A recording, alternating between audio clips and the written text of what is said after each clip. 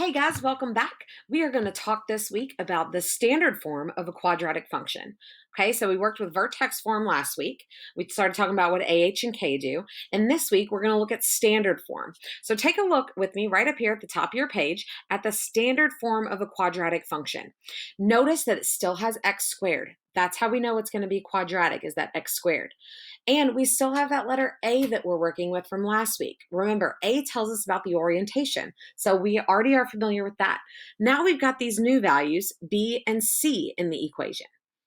All right, so let's talk about why we use standard form in the first place. So as you can see right here, there's a ton of benefits, including what is listed here, to using standard form of a quadratic function. Without doing any work, just by looking at the equation, we can tell what the orientation is, just by looking at that A value at the very beginning. We can now also see where the y-intercept is going to be on the graph just by looking at the C value, that number at the end of the equation that doesn't have an x of any kind with it. That's our y-intercept. We can easily calculate where the axis of symmetry is. Remember, that's that imaginary line that goes straight through the vertex of the parabola, to where if we could lift that parabola off the page and fold it in half, it would make that perfect sandwich for us. Remember, that's our axis of symmetry. It goes right through the vertex. So because we can calculate that pretty easily, that now allows us to easily calculate the vertex without having to do a whole lot of algebra. It can also be used to tell us how many x-intercepts that quadratic graph is going to have. It can also be used to calculate where those x-intercepts actually are. So we're going to dive into all of those things over the next couple of weeks. But for right now, what we're going to focus on is just getting used to this equation and identifying our A, our B, and our C values. So take a look here with me in the middle of your screen. We've got some examples listed. So the first example is y equals 2x squared plus 7x minus 3. So if I take that equation and I compare it to my original standard form equation, let's compare. What is my A value? Okay, let's see. Where do I find A? It's right here in front of x squared. It's the first number in the equation right after equal sign. So in this example, my A value must be 2. Now let's find our B value.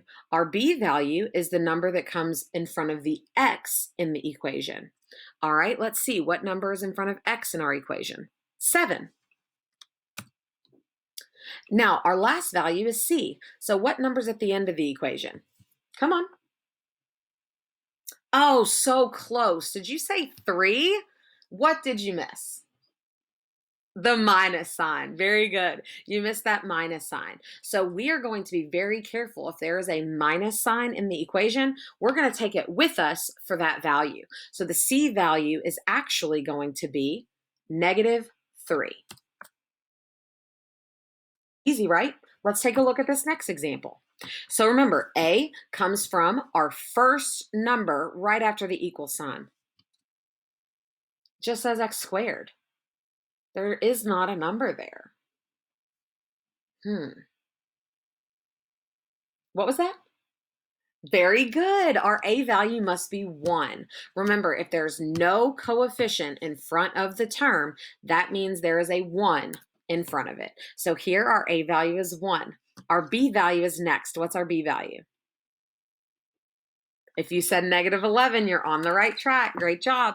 Because remember, B is the number directly in front of the X, and we have to make sure to pay attention to the sign. So since we have that negative sign here, that's got to come with the 11 to make our B value -11. And last but certainly not least, our C value, +4. How you feeling so far? Thumbs up, thumbs down, where are we at? All right, let's look at our last example together, and then you are ready to start rocking the practice for this week.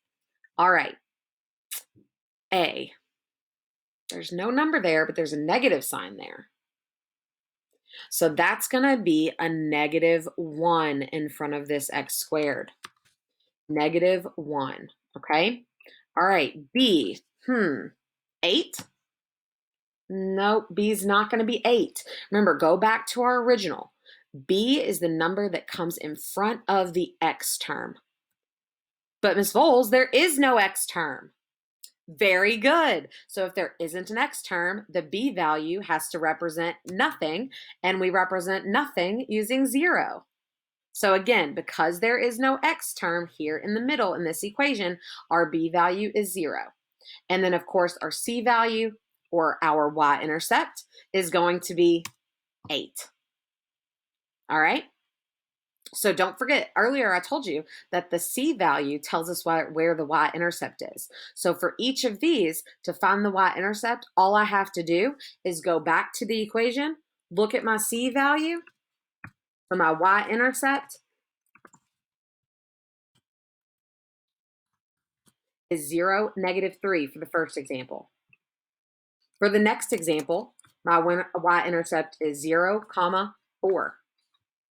And for the last example, my y-intercept is 0, 8. Very good. If you've got any questions, make sure to reach out. Otherwise, go ahead and work through the next several questions in your practice.